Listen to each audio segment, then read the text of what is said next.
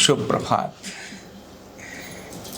जल देवता है, इसको हम वरुण देवता कहते हैं। और शरीर में इतने सारे विकार, इतने सारे रोग वो आते हैं, उनका एक बड़ा कारण जल होता है। जल तो जलजन्य रोग यानी जल तत्वजन्य रोग जो आते हैं, उनको दवाइयों से भी ठीक करने पर वो ठीक नहीं होते। ऐसे अनेक सारे रोग जिनके बारे में मैं आपको बात करूंगा। और हमारे पूर्वजों ने जल को देवता क्यों कहा और जल का अपमान हम कैसे करते हैं, यानी जल का अपमान करने से कैसे कैसे भयंकर रोग आते हैं और हमें पता ही नहीं है हम जल का अपमान कैसे करते हैं और क्यों करना चाहिए। इसके वैदिक उदाहरण क्या हैं, ये मैं आपको इसकी जानकारी दूंगा। हमारे को एक कहानी पता है भगवान श्री कृष्ण की। उनकी एक चीर हरण लीला है, ध्यान में है। चीर हरण मतलब किसी का चीर हरण, अरे इनका तो क्या हो गया, चीर हरण हो गया।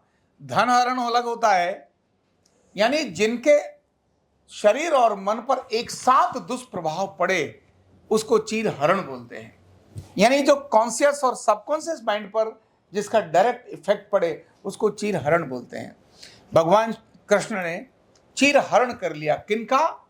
जो लोग जल का, वरुण देव का अपमान कर रहे थे। ध्यान में है, चीर हरण किया। कृष्ण भगवान ने जल पर इतने बड़े काम किए, उनमें से एक चीर हरण था। एक था कालिया नाग का विध्वंस, उसको मारना, उसको नाथना, उसको कहना भैया तू ठीक हो जा, छोड़ के चला जा, मतलब जल के प्रदूषण को रोकना। लेकिन जल के प्रदूषण मतलब प्रदूषण करना, दूसरा जल का अपमान करना। भगवान कृष्ण ने यह संदेश दिया कि जब भी तुम जल का अपमान करोगे, ये वरुण देव है, आपको इसका दंड भुगतना ही पड़ेगा। और आज हम कॉमन मैन भी जल का बहुत अपमान करते हैं, छोटी छोटी चीजों से अपमान करते हैं और बाद में कहते हैं हमको ये रोग क्यों आ गए। तो आपके आपके आपके पर्टिकुलर आपके द्वारा किए हुए जल के अपमान से आपको ही रोग आएंगे, दूसरों को भी रोग आएंगे। अगर आपका वो इस प्रकार की प्रक्रिया है तो दूसरों को भी आएंगे, लेकिन आप उसके भोगी होंगे। जलजन्य रोग कौन कौन से होते हैं जल के? तो शरीर जो है उसमें आज का विज्ञान कहता है कि 70% जल है शरीर में। कितना? शरीर के वजन का, जो वजन है ना शरीर का, तो उसमें 70% पानी ही है, यानी जल तत्व की शरीर में बहुत अधिकता है। और जितने सारे स्किन डिजीज आती हैं, ये सब किससे आती हैं? जल से आती हैं। जितनी सारी किडनी डिजीज आती हैं, क्योंकि किडनी मोर देन 85% किडनी के अंदर क्या होता है?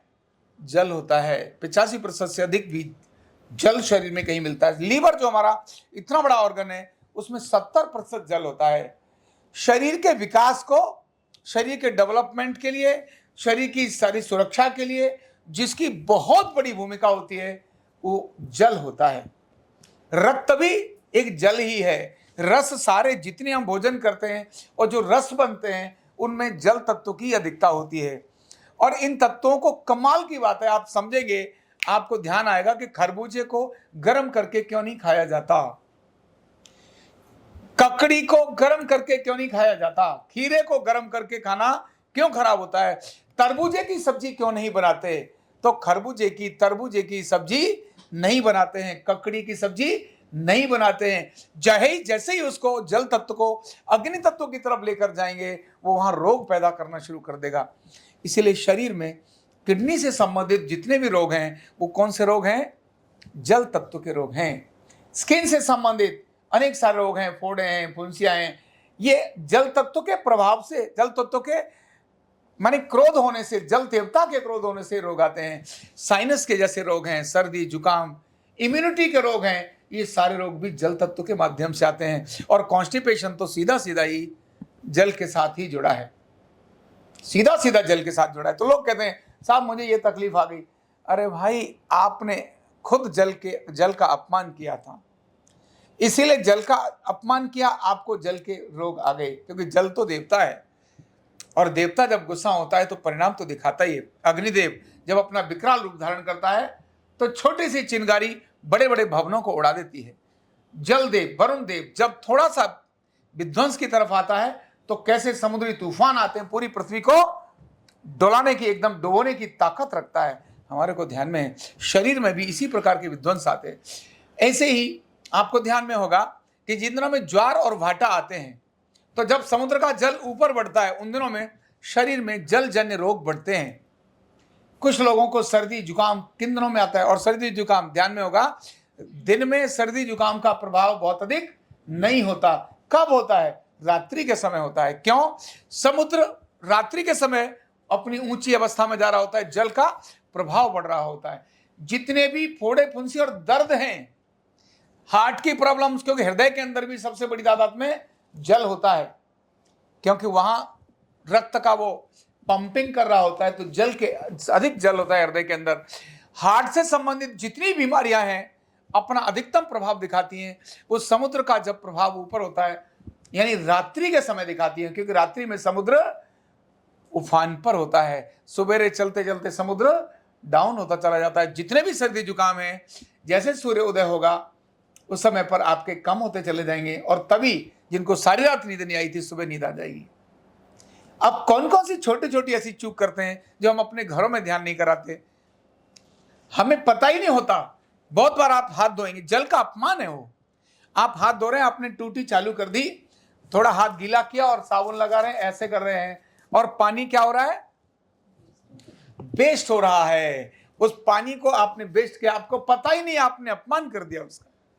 मैं किन्हीं के घर गया और जाने के बाद उन्होंने जाकर के घर में बोल दिया, अरे वो तो है ही नहीं है या कहीं बिजी हैं, तो मेरा वहां सम्मान होगा या अपमान होगा? मुझे पता है वो वहीं है, लेकिन फिर भी मुझे ये कह दे कि ये तो वहां नहीं है, तो अपमान होगा या सम्मान होगा? बोलो, अपमान होगा।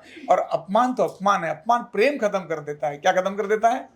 कृपा खत्म कर देता है। अपमान प्रेम खत्म कर देता है, कृपा खत्म कर देता है, सहयोग खत्म कर देता है, इलाज खत्म कर देता है अपमान। तो जल का अपमान, तो हम जब भी देखें, स्नान करते समय हम कितने जल का उपयोग करते हैं। और आजकल जो कॉमन हम सबको रोग आ रहे हैं वो सामूहिक रूप से आ रहे हैं, क्योंकि जो फ्लश है ना, फ्लश चाहिए, उसमें आधा बाल्टी पानी भी नहीं चाहिए, थोड़ा ही पानी चाहिए, लेकिन हम 2 बाल्टी पानी, एक बड़े गए यूरिन करने के लिए, हमने तगड़ा फ्लश दबाया, पूरा का पूरा 5 लीटर पानी उसमें चला गया। क्या छोटा फ्लश करके पानी निकाल सकते हैं? जा सकता है। तो स्नान करते समय, शौच करते समय, हाथ धोते समय, ये एक प्रक्रिया हो गई जल की, जहां हम अपमान करते हैं। दूसरा, हम जल को दूषित करते हैं। छोटी छोटी चीजें जो हमारी हैं, हम प्रयोग में करते हैं, घर में प्रयोग करते हैं, हर चीज है जल में, डाली में, मतलब जो कूड़ा ऐसा है जो पानी में डालने वाला नहीं है, नाली में डालने वाला नहीं है, कचड़े के ढेर में ही डालने वाला है, अनावश्यक वो कचड़े में, उसमें नाली में क्यों जा रहा है? आप अपना जो वॉश बेसिन साफ कर रहे हैं, कुछ भी कर रहे हैं, जो देखो सब उसमें डाल दिया। जिसको कूड़े के ढेर में जाना चाहिए वो नाली में क्यों जाना चाहिए? नाली में नहीं जाना चाहिए। यह भी जल का अपमान है। तो छोटी छोटी आदतों को अगर हम अपने घर में डालें और यहीं से शुरू करें, पानी को हम वेस्ट नहीं होने देंगे, हाथ धोएंगे, बंद करेंगे और उसके बाद ये प्रक्रिया करेंगे। जब आप ऐसा मानकर करेंगे, ये वरुण देव है, तो स्नान करते समय भी आप थोड़े पानी में स्नान कर लेंगे। ढेर सारा पानी बह गया और आपने बाल्टी की बाल्टी खत्म कर दी और आपको लगा मेरा तो मजा आ गया, अरे मजा नहीं आ गया, वो वरुण देव आपसे नाराज हो गए, आपको रोग पैदा करेंगे। तो छोटे छोटे हमारे अनजाने में किए जाने वाली हमारी क्रियाएं हमको वरुण देव से क्रोध का कारण बना देती हैं। और जब हम वरुण देव को प्रसन्न करते हैं तो हमारे शरीर के अंदर अनेक सारे रोग ठीक होना शुरू होते हैं। सूर्य को जल चढ़ाना, यह वरुण देव की प्रसन्नता है। सूर्य को जल चढ़ाना, सुबह सुबह आप सूर्य देव को प्रणाम करिए और थोड़ा सा जल चढ़ाइए, वरुण देव की प्रसन्नता है। ऐसे ही आचमन करना भोजन के बाद, यह वरुण देव की क्या है? भोजन से पहले आचमन करना, थोड़ा पानी लिया, यह भी वरुण देव की प्रसन्नता है। जब भी आप पानी पियो, जल को प्रणाम करो, यह भी वरुण देव की क्या है? प्रसन्नता है। वरुण के थोड़े से अपमान पर भगवान कृष्ण ने चीरहरण कर लिया था और आज तो घर घर में चीरहरण हो रहा है। इतनी सारी बीमारियां वरुण के कारण हो रही हैं। तो जल को हल्के में नहीं लेना चाहिए। किस में नहीं लेना चाहिए? हल्के में नहीं लेना चाहिए, क्योंकि जल के बारे में, जो शरीर के बारे में बताया जाता है, तो बहुत कुछ बारे में बताया जाता है। शरीर की अधिकांश बीमारियों को जल ठीक करता है।